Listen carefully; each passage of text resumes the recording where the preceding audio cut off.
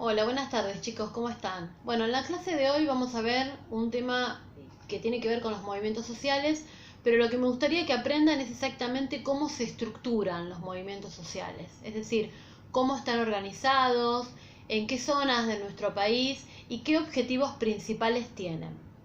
Bueno, en realidad en el texto que ustedes van a ver hoy, que son de 2 hojitas, hace un resumen sobre 3 agrupaciones de las más importantes que tenemos últimamente en nuestro país. Es una nota basada en el diario La Nación del año pasado y vamos a hablar de la CETEP, que quiere decir la Confederación de Trabajadores de la Economía Popular, los barrios de pie y la corriente clasista combativa que ya viene de la época menemista. ¿Qué hacen estas agrupaciones? Bueno, más o menos nosotros lo estuvimos viendo. Estas agrupaciones lo que hacen es servir de contención social, ¿sí? Esta contención social la hacen a través de ¿qué? A través de la amplia participación que tienen en la atención de miles de comedores que hay a través de todo el país, principalmente en el norte y en Buenos Aires. También poner sobre la mesa de negociaciones a la hora de hablar con el Ministerio de Trabajo o los Ministerios de Desarrollo acerca de la gran cantidad de empleados informales que tenemos en nuestro país. ¿Qué son los empleados informales? Por ello lo habrán visto en otra materia, sobre todo en las materias de derecho. El empleo informal es aquel empleo distinto al empleo negro, que también es parte del empleo informal, pero el empleo informal es aquel empleo donde yo no tengo horas específicas de trabajo, donde trabajo cuando hay trabajo.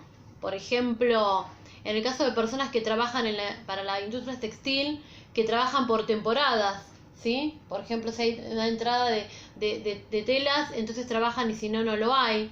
Personas que trabajan por su cuenta, por ejemplo, los remiseros, personas que hacen changas. ¿Esos son trabajos? Sí, pero trabajos informales. ¿Por qué? Porque al no estar registrados en blanco, como un empleador no los tiene a su cargo, no se les pagan las cargas sociales. Así que ese empleado o ese trabajador no tiene obra social, no tiene un depósito mensual de lo que va a ser su jubilación a futuro, no tiene el cobro de aguinaldos, no tiene las vacaciones pagas, ¿sí? Tiene un montón de derechos negados. ¿Cuál es el principal trabajo de estas instituciones o de estos movimientos o agrupaciones? Justamente es poner sobre la mesa estos problemas, visibilizarlos, hacerlos manifiestos. ¿De qué manera los manifiestan ante la sociedad? Porque la idea es que todos veamos lo que está pasando para poder levantar el interés de la gente. Bueno, es mediante acampamientos, hacer en muchos lugares nuestro país, pero huelgas de hambre, ollas populares en lugares céntricos donde todo el mundo lo ve, llamar a los medios de comunicaciones, hacer protestas. Bueno, estuvimos viendo en el último tiempo, ¿no? Protestas de diferente tipo, como las que están pasando, por ejemplo, en Estados Unidos, ¿no? Que tiene que ver contra el racismo y prejuicio, más allá que uno puede discutir si está de acuerdo con la forma que se hace, pero lo cierto es que salir a las calles y hacer todos estos movimientos es una forma de atraer el interés. Pero lo interesante de este texto es que ustedes van a ver a 2 agrupaciones, que son los barrios de pie, y la otra es la FOL, que es un movimiento de desocupados, que es el Frente de Organización en Lucha. Y van a ver que hay 2 diferentes objetivos entre los de barrios de pie y los de las organizaciones en lucha. Es decir, ¿quieren las organizaciones y movimientos seguir siempre saliendo a la calle a luchar? ¿Hacer reclamos? Bueno, algunos están de acuerdo en que la forma de lucha debe seguir siendo esa. Pero para otra agrupación, piensan que no, que esa es una etapa.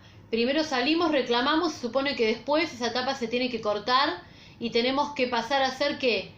A recibir todo lo que demandamos. Si queríamos trabajo, que se nos integre al sistema de laboral. Si necesitamos temas de ayuda en comedores, que todo eso se solucione y no tener que salir más a estar exigiendo esto en demandas y protestas. Así que bueno, ¿Cuál es la tarea que ustedes van a hacer hoy? Yo les voy a pedir que ustedes lean atentamente el texto, porque en el texto van a encontrar muchos datos. Por ejemplo, cuántas personas lo componen, en qué lugar del país, qué ideología política tienen, van a encontrar los nombres de sus dirigentes. Yo, más que evaluar hoy el contenido, que si bien es interesante, porque es para que ustedes vean cómo está formado los grupos, los principales, cuál es la estructura de los movimientos de nuestro país, lo que me interesa poder examinar es si ustedes saben manejar las herramientas de resumen o síntesis. ¿Cómo se hace eso? Bueno, chicos, supone que esto lo habrán visto en las materias de lengua. Esto se hace de la siguiente manera. Ustedes van a tener diferentes subtítulos, que son las letras estas negritas, ¿no? Que lo que hacen es demostrar en un texto que se está pasando a otra idea importante. Ustedes van a leer todo el texto y van a encontrar varios subtítulos que dividen el tema en partes.